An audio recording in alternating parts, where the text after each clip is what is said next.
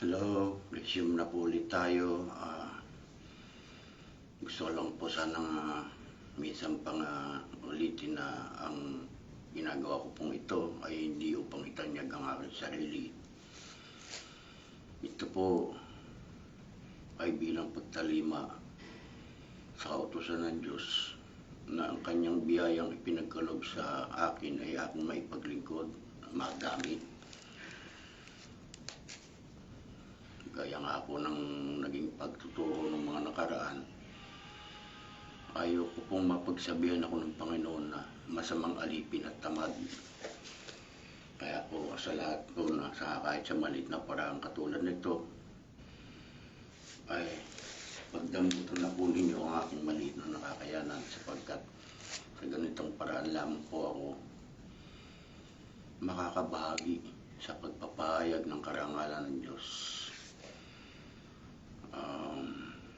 Sa mga katulad ko po na may ganitong kapansanan sa paningin, sana po ay ma-motivate kayo at ma-inspire na sa kabila po ng ating mga pinagdadaanan ay manatili po tayong nangahawak sa katwiran ng Diyos. Kung kayo po ay malinaw pa naman ang paningin, kung may mga karamdaman man, ay ini-encourage ko po kayo na magbasa ng Biblia. O kung katulad ko nga po na halos hindi na po nakakakita, pwede naman po makinig. At yun pong ating nababasa at napapakinggan sa kalooban ng Diyos ay matanim sa ating mga puso. At kung magkagayon nga po, sabi sa Biblia, sa kasaganaan ng puso ay nagsasalita ang bibig. Kaya po sa pagkakataon na ito, ay pagpapatuloy ko na po ang aking ginagawang pag-i-recite. Pakiantabay na lang po.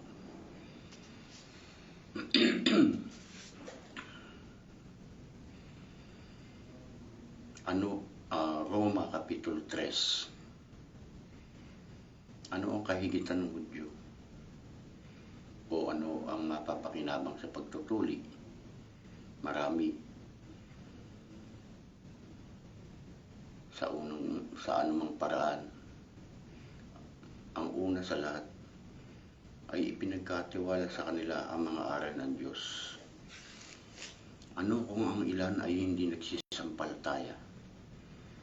Ang di pananampalataya nila ay nagpapawalang halaga pa baga sa pagtatapat ng Diyos. Huwag nawang mangyari. Oo, bagkus pa nga ang Diyos ay tapat, datapwat ang bawat tao'y sinungaling. Gaya ng nasusulat, upang ikaw ay ariing ganap sa iyong mga salita at makapagtagumpay ka kung ikaw ay maatulan. Datapwat kung ang ating kalikuan ay nagbibigay dilag sa kabanalan ng Diyos, ano ang ating sasabihin?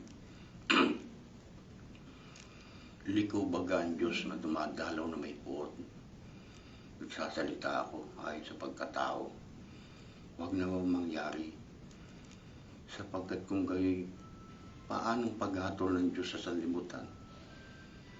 Datapwat kung ang katotohanan ng Diyos sa pamamagitan ng aking kasinungalingan ay sumagana sa ikaluluwalhati niya, bakit pa naman ako'y nahatulang tulad sa isang makasalanan?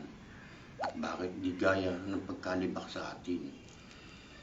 At gaya ng pinatotohanan ng ilan na ating sinasabi, magsigawa tayo ng masama upang dumating ang mabuti.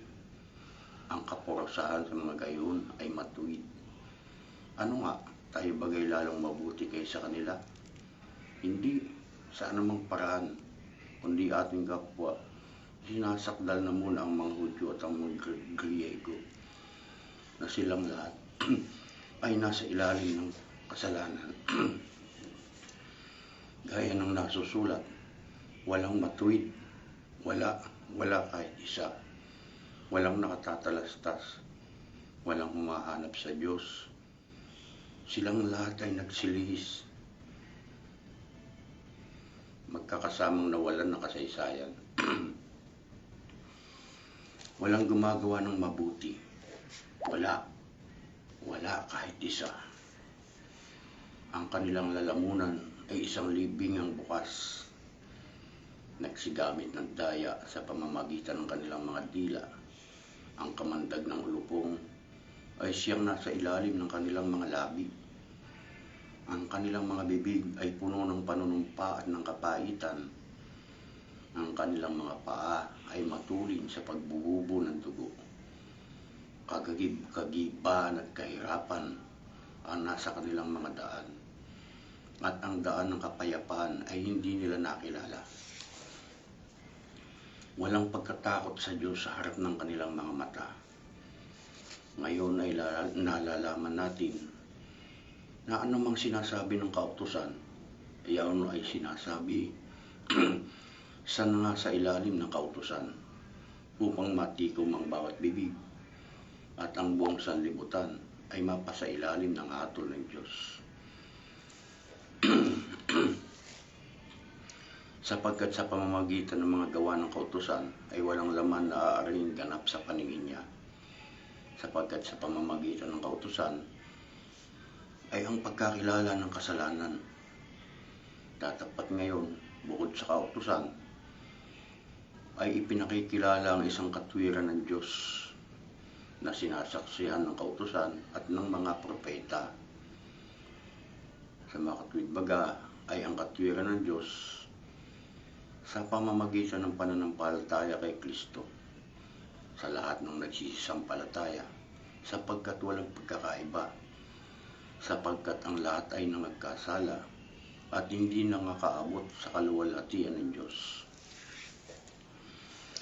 Palibhasa ay inaring ganap na walang bayad ng kanyang biyaya sa pamamagitan ng pagtubos na nasa kay Kristo Jesus, na siyang inilagay ng Diyos na maging pampalubag-loob sa pamamagitan ng pananampalataya sa kanyang dugo, upang maipakilala ang kanyang katwiran dahil sa hindi pagpansin sa mga kasalanan na nagawa ng nagdaang panahon sa pagpapahinood ng Diyos.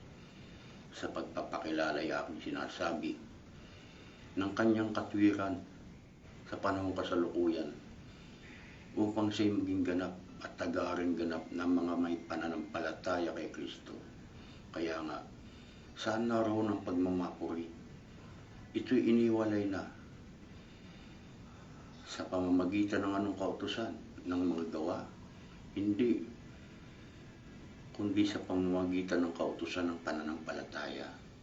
Kaya nga, may pasisiya natin na ang tao ay naaaring ganap sa pananampalatayang hiwalay sa mga gawa ng kautusan. O ang Diyos bagay Diyos ng mga Hudyo lamang, hindi rin baga siya ang Diyos ng mga Hintil. Oo, ng mga Hintil din naman, kung gayon nga naiisa ang Diyos. At kanyang aaraling ganap ang pagtutuli sa pamamagitan ng pananampalataya. At ang di pagtutuli sa pamamagitan ng pananampalataya, niwawalan kaya nating kabuluhan ng kautusan sa pamamagitan ng pananampalataya. Huwag nawang mangyari, kundi pinagtitibay pa nga natin ang kautusan. Pansamantala po, hanggang dito lamang po ang aking nakayanan sa pagkakataon nito. Hanggang sa susunod po nating live broadcast. Bahala na po kayo. Like na lang po at comment kung meron po kayong mga comment, at subscribe po. Maraming salamat po sa inyong lahat.